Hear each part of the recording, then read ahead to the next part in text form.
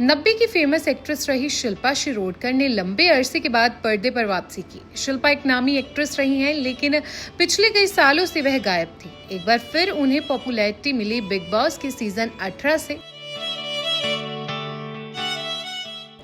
शिल्पा सबकी नजरों में आ गई, लेकिन इतने साल वो क्या कर रही थी, कहाँ थी, इस बारे में आपको बताते हैं। शिल्पा ने बिग बॉस हाउस से बाहर आकर बहुत से पॉडकास्ट और इंटरव्यू दिए, जिसमें उन्होंने कहा कि अगर उन्हें फिल्में मिली हैं तो सिर्फ दादा यानी मिथुन चक्रवर्ती की बदौलत।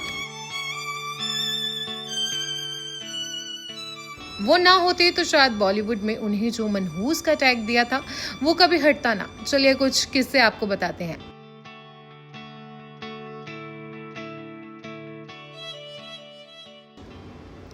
शिल्पा महाराष्ट्रियन फैमिली से ताल्लुक रखती हैं और नम्रता शिरोडकर उनकी बड़ी बहन है। हालांकि लोगों को शिल्पा बड़ी लगती हैं और फिल्मों में शिल्पा ने ही पहले एंट्री ली थी। हालांकि पॉपुलैरिटी के मामले में वह बहन से पीछे रही।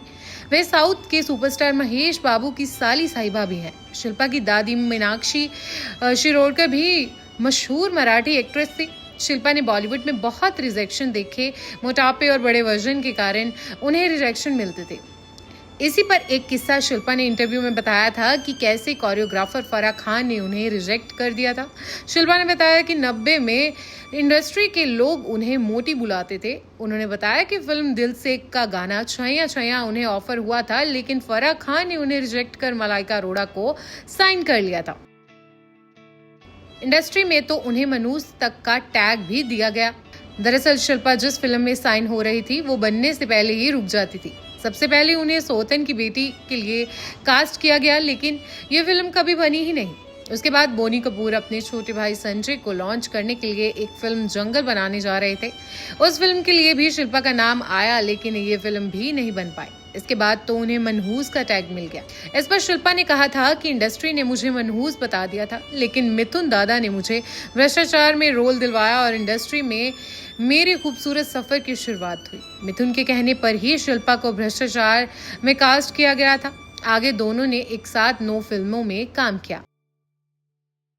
पर्सनल लाइफ की बात करें तो शिल्पा ने अपनी शादी की जिम्मेदारी मां को सौंपी थी। शिल्पा उस फैमिली से थी जहां कम उम्र में ही लड़कियों की शादी हो जाती थी, इसलिए उन्होंने भी अपने करियर के हाई पॉइंट पर फिल्मों को अलविदा कहकर घर बसाने का फैसला ले लिया। मगर दिक्कतें ये थी कि वो अपने लिए कोई लड़का नहीं ढूंढ पाई थी। ये जिम्मेदारी उन्होंने अपनी माँ को दी थी। माँ ने शिल्पा के लिए एक बैंकर लड़का देखा।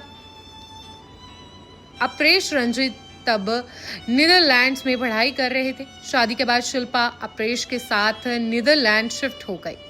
कुछ साल वहां गुजारने के बाद ये कपल न्यूजीलैंड आया। शादी के बाद शिल्पा के पास कोई काम नहीं था, तो शिल्पा ने ऑकलैंड में विंटर हेयर ड्रेसिंग अकेडमी शादी के बाद शिल्पा के पास कोई काम नहीं था, तो शिल्पा ने ऑकलैंड में विंटर हेयर ड्रेसिंग अकेडमी से हेयर ड्रेसिंग का कोर्स किया और कुछ दिन बतौर हेयर ड्रेसर काम भी किया।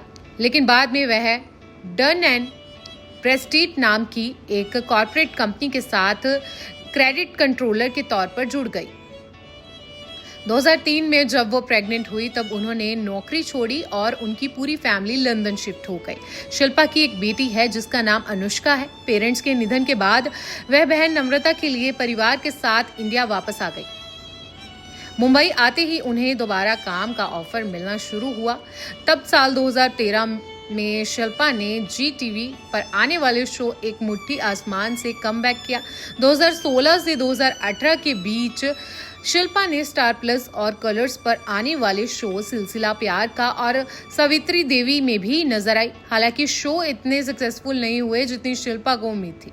फिर कोविड टाइम में शिल्पा दुबई में सेटल हो गई, लेकिन मुंबई में शिल्पा का आना जाना लगा ही रहता है।